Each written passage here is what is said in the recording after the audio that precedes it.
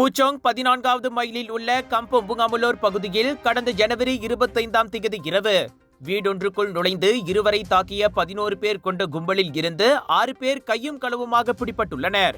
சம்பவத்தன்று இரவு 11:30 மணியளவில் முகமூடி அணிந்த அக்கும்பல் 3 கார்களில் அங்கு வந்த நிலையில் அந்த வீட்டிற்குள் பாராங்கத்திகளை ஏந்தி 2 நபர்களை தாக்கியுள்ளது. அந்த தாக்குதலில் முதல் நபர் தோல் பகுதியில் காயமடைந்த நிலையில் இரண்டாவது நபருக்கு உடல், கைகள், கால்கள் மற்றும் பிற பகுதியிலும் பலத்த காயங்கள் ஏற்பட்டிருக்கிறது. அத்தாக்குதலின் போது அவர்களிடமிருந்து Honor X9 கைபேசி, மஸ்டா கார் மற்றும் வீட்டின் சாவி கொத்தும் திருடப்பட்டிருக்கிறது. அச்சம்பவத்தை தொடர்ந்து நேற்று மாலை 8 மணி அளவில் JSJ D7 IPK ஸ்லாங்கூர் பிரிவை சேர்ந்த போலீசார் ACP ரகுநாத் தலைமையில் இன்ஸ்பெக்டர் நோர் இஷாமுதீன் மற்றும் D9 IPD சுபாங்ஜயா குழுவினர் இணைந்து ஸ்ரீகம்பங்கான் V3 கேஃபே அண்ட் KTVயில் மேற்கொண்ட அதிரடி சோதனையில் 6 பேர் கைது செய்யப்பட்டனர்.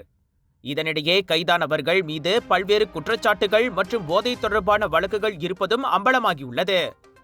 இந்த சம்பவத்தில் உடனடியாக நடவடிக்கை எடுத்த போலீசார் மீதமுள்ள குற்றவாளிகளை பிடிக்கவும் தாக்குதலுக்கான காரணத்தை உறுதிப்படுத்தவும் விசாரணை மேற்கொண்டு வருகின்றனர்.